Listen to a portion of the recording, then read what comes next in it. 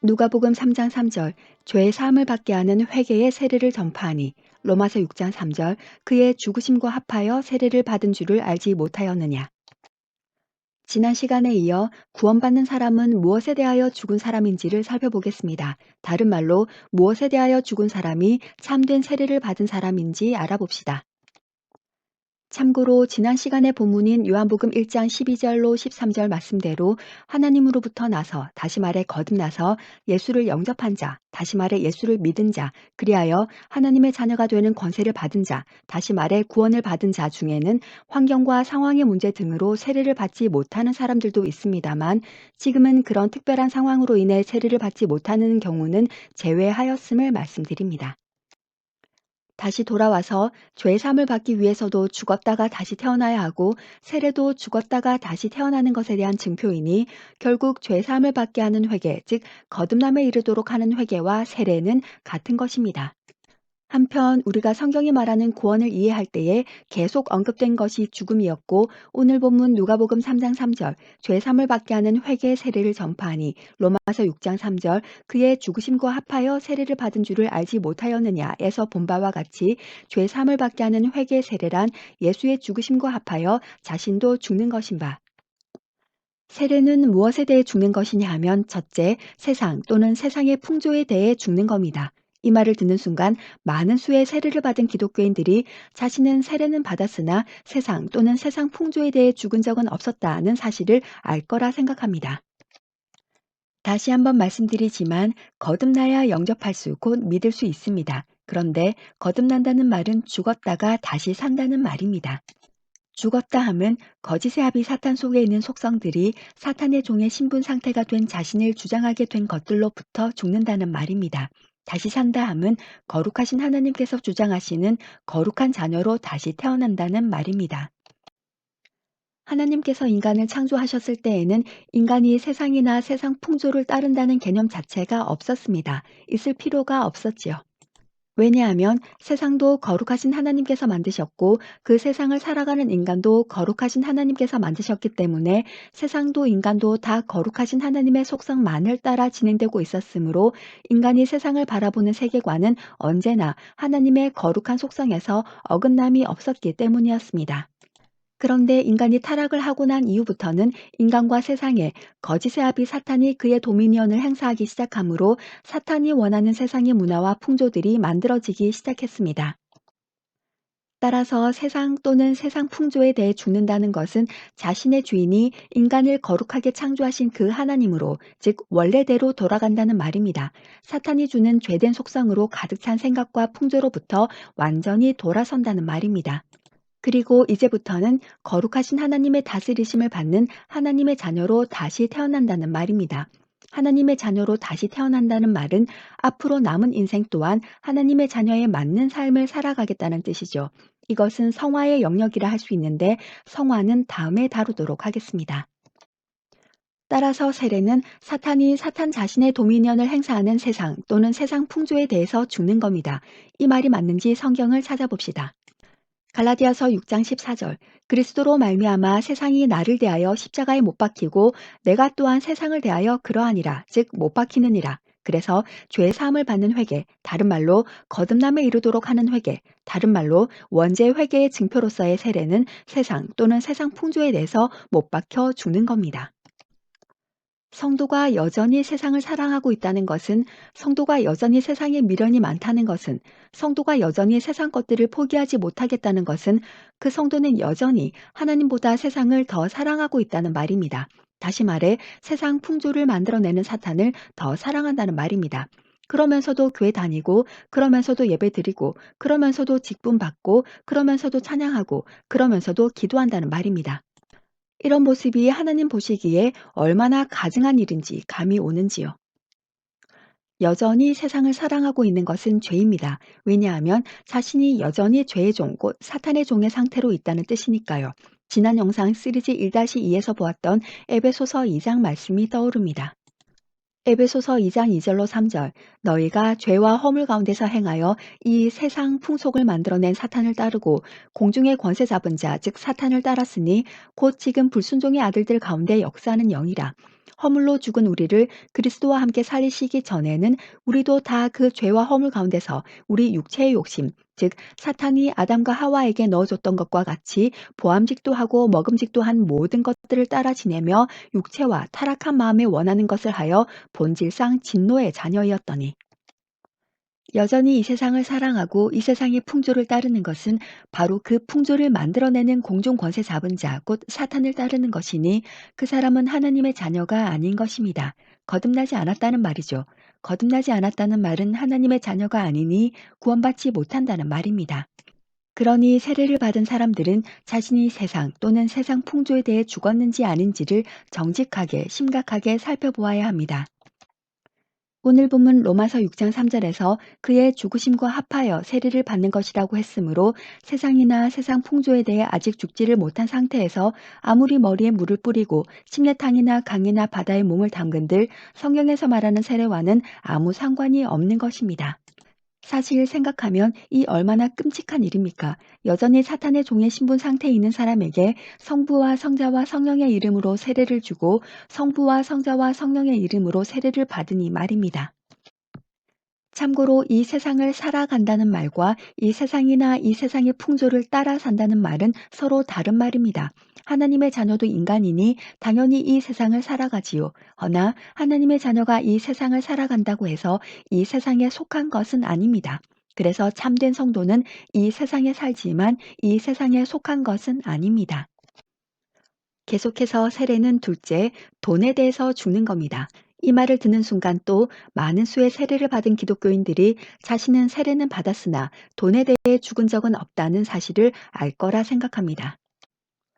자신이 좋아하고 사랑하는 세상이나 세상의 풍조를 실현하려고 하면 돈이 필요합니다.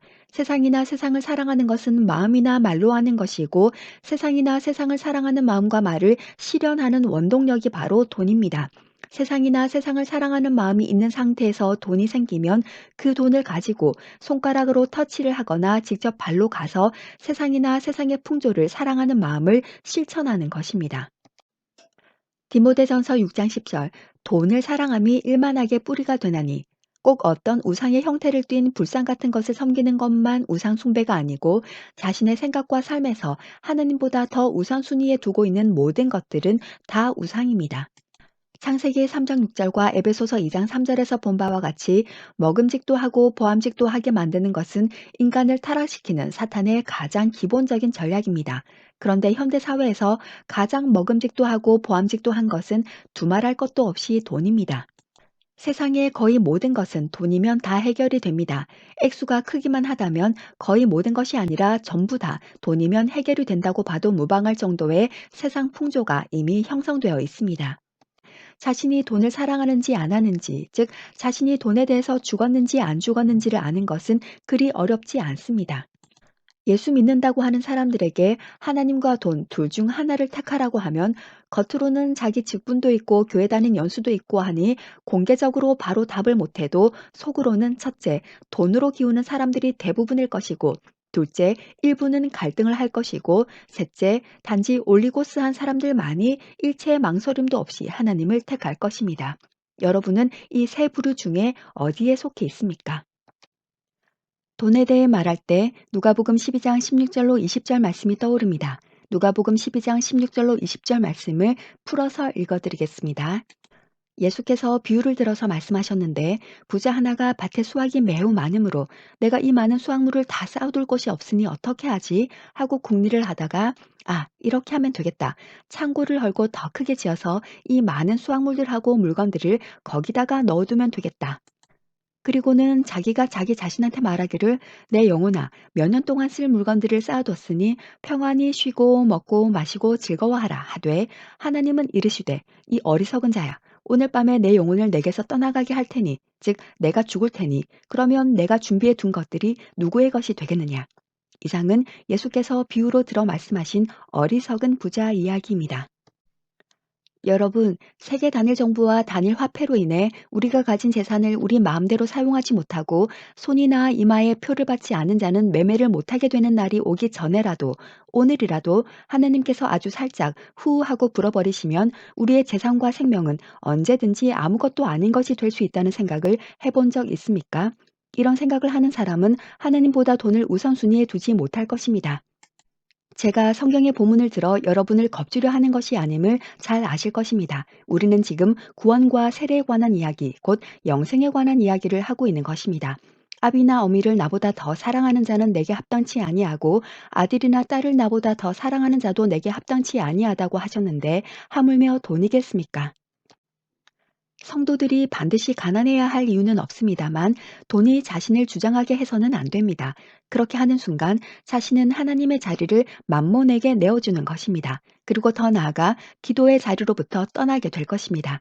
생각이 말씀으로부터 멀어질 것입니다. 성도들은 필요한 곳에 돈을 사용하되 돈에 대한 사랑과 집착은 버려야 하는 것입니다. 왜냐하면 만몬은 신이기 때문입니다. 돈은 우리 눈에 보이는 신이기 때문입니다. 참고로 돈에 대한 더 자세한 설교는 올리고스 채널의 재생 목록 중 성경 원전으로 본 믿음과 구원에 들어가셔서 낙타 즉 약대가 그려진 썸네일 그럼 부자는 천국 못 가나요? 제목 약대가 바늘기로 들어가는 것이 부자가 천국에 들어가는 것보다 쉬우면 부자는 천국에 못 들어가나요를 보시면 도움이 될 것입니다. 영상 전체를 다 보기 원치 않는 분들은 13분 58초부터 보시면 되겠습니다. 동영상을 업로드한 시간이 지날수록 설교를 읽어드리는 말의 속도가 느려지므로 재생 속도를 1.5배속 이상으로 빠르게 하여 들으시면 더 편하게 들을 수 있을 것입니다. 계속해서 마지막으로 결국 무엇에 대하여 죽는 것이 참된 세례인가 하면 셋째, 내가 주인 되어서 내가 원하는 대로 살았던 그 옛 주인, 내 옛 자아, 내 옛 사람이 죽는 겁니다. 이 말을 듣는 순간 또 많은 수의 세례를 받은 기독교인들이 자신은 세례는 받았으나 내 옛 자아에 대해 죽은 적은 없다는 사실을 알 거라 생각합니다. 갈라디아서 2장 20절 내가 그리스도와 함께 십자가에 못 박혀 죽었나니 그런즉 이제는 내가 사는 것이 아니요 오직 내 안에 그리스도께서 사시는 것이라. 사탄의 종의 신분 상태이므로 사탄이 주장하는 내 자아 아직 하나님의 자녀로 그 신분을 회복하지 못한 상태 즉 옛 사람 옛 자의 특성이 뭐냐 하면 에베소서 2장 3절에 자기 육체의 욕심을 따라 지내면서 자기 육체와 마음에 원하는 것을 하는 겁니다. 내가 주인이 되어서 내가 원하는 대로 내 마음대로 사는 것이 죄인 것을 알아야 합니다. 하지만 성경에 기록된 말씀과는 정반대로 사탄의 강력한 도미니언 아래 있는 현대사회는 자아와 자아실현, 인권, 포용, 수용 등의 단어들을 앞세워 자신을 사랑하고 자신이 주인이 되고 자신이 원하는 것을 제재 없이 마음껏 하고 자신이 원하는 대로 사는 것이 성공적인 삶, 행복한 삶, 쿨한 삶이라는 사회적 분위기와 그렇게 할 수 있는 개인의 자유를 강하게 주장합니다. 이것이 겉으로 보기에는 개인의 자유를 존중하는 사회를 만드는 것처럼 보이나 결국은 그것이 아님을 우리는 이미 예전 영상에서 보았습니다. 이렇게 자기 자신, 자아를 강조하는 사회적 현상이 궁극적으로는 무엇을 향해 나아가는 것인지는 올리고스 채널의 재생 목록 중 하나님의 주권과 사탄의 전략에 들어가셔서 썸네, 가정, 학교, 교회, 기독교의 붕괴, 제목, 하나님의 주권과 사탄의 전략 제1부, 평화의 시기가 오기 전 만들어 두어야 할 세상을 보시면 자세히 아실 수 있을 것입니다. 영상 전체를 다 보기 원치 않는 분들은 7분 42초부터 보시면 되겠습니다. 이런 현대사회의 현상과 마찬가지로 현대교회 또한 시리즈 3에서 살펴본 신복음주의가 강조하는 자아, 포용, 수용 등을 그대로 받아들여 자신이 원하고 바라는 것을 놓고 기도하면 하나님께서는 복을 주셔서 자신이 원하고 바라는 것을 이루어 주시며 자신이 원하고 바라는 대로 이루어지는 삶을 사는 것이 기도 응답이며 복받는 삶이라고 지속적으로 말해줍니다. 그러나 성경은 사람들이 실제로 그렇게 하는 것은 바로 인간이 아직도 여전히 본질상 진노의 자녀, 곧 사탄을 자기 아비로 둔 상태, 사탄의 종의 신분의 상태이기 때문이라고 분명히 말합니다. 한마디로 요약하면 현대교회가 전적으로 타락한 인간의 죄된 본성의 어떠함을 완전히 간과한 것이지요. 진짜 그런지 말씀들을 찾아봅시다. 에베소서 2장 3절의 상반절을 보시면 죄와 허물로 죽은 우리를 그리스도와 함께 살리시기 전에는 이라고 기록되어 있습니다. 인간이 거듭나서 하나님의 자녀로 다시 태어난 것이 아니라 그 이전인 본질상 진노의 자녀, 즉 사탄의 종의 신분 상태, 사탄을 아비로 둔 상태였을 때는 이라는 뜻입니다. 그때 인간이 어떤 상태냐 하면 바로 3절 하반절에 죄와 허물 가운데서 자기 육체의 욕심, 즉 사탄이 아담과 하와에게 넣어줬던 것과 같이 보암직도 하고 먹음직도 한 모든 것들을 따라 지내면서 육체와 타락한 마음에 원하는 것을 하며 사는 상태인 것입니다. 또한 디모데후서 3장 1절에서 2절 상반절에는 다음과 같이 기록되어 있습니다. 내가 이것을 알라. 말세에 고통하는 때가 이르리니 사람들은 자기를 사랑하며 돈을 사랑하며 자긍하며. 성경은 말세의 특징 중 하나가 바로 사람들이 자기를 사랑하고 자긍한다고 말하고 있습니다. 자긍은 자기 긍정의 준말입니다. 스스로를 긍정한다는 말이죠. 여러분, 전적으로 타락하여 사탄을 아비로 둔 상태, 사탄의 종의 신분의 상태에 있는 죄인인 인간이 자신을 긍정할 것이 무엇이 있습니까? 성경은 말합니다. 마태복음 16장 24절, 아무든지 나를 따라오려거든 자기를 부인하고 자기 십자가를 지고 나를 좇을 것이니라. 예수를 따라가려고 하면 자기를 사랑하고 자기를 긍정하는 것이 아니라 오히려 자기를 부인해야 한다고 성경은 말하고 있는 것입니다. 현대사회와 그 현대사회 흐름에 물든 현대교회가 사람들의 귀에 듣기 좋도록 속삭이는 말들이 얼마나 비성경적인지 아시겠는지요. 참된 성도는 사탄이 주장하는 사탄의 도미니언 아래 있는 옛 자아, 옛 사람을 부인해야 하는 것입니다. 그 옛 사람에 대해 죽어야 하는 것입니다. 본질상 진노의 자녀는 죽어야 하는 것입니다. 그리고 하나님의 자녀로 다시 태어나야 거듭나야 하는 것입니다. 이것이 세례의 의미인 것입니다. 정리하면 구원받은 사람은 무엇에 대하여 죽은 사람이냐? 다른 말로 무엇에 대하여 죽은 사람이 참된 세례를 받은 사람이냐? 다른 말로 죄의 사함을 받게 하는 회개 세례의 참뜻이 무엇이냐 하면 하나님을 대신하고 있는 모든 것들로부터 죽는 것입니다. 구체적으로 첫째, 세상이나 세상 풍조에 대하여 죽는 것입니다. 둘째, 돈에 대하여 죽는 것입니다. 셋째, 사탄이 주장하는 나의 옛 자아, 옛 사람에 대하여 죽는 것입니다. 이것이 쉽습니까? 아니요, 결코 쉽지 않습니다. 그래서 사형리식에 변개된 복음에 물든 현대교회의 가르침처럼 죽은 적도 없어서 영접할 상태도 안 되어 있는 죄인에게 그렇게 쉽게 영접해라. 그러면 하나님의 자녀가 되고 구원받는다 하는 것은 진리가 아닌 것입니다. 그럼 첫째, 세상이나 세상 풍조에 대하여, 둘째, 돈에 대하여, 셋째, 옛 자아에 대하여 자신이 죽었다는 증거가 무엇인지, 다른 말로 자신이 죄사함에 이르는 회개를 했다는 증거가 무엇인지, 다른 말로 자신이 거듭났다는 증거가 무엇인지를 알아보아야겠습니다. 이 내용은 영상의 길이상 다음 영상에 업로드하겠습니다. 이상 설교문 잘라서 읽어드리는 참믿음과 구원 올리고스TV의 설시아였습니다. 마라나타. 그럼 다음 설교문으로 곧 찾아뵙겠습니다. 감사합니다. 구독, 좋아요 부탁드립니다.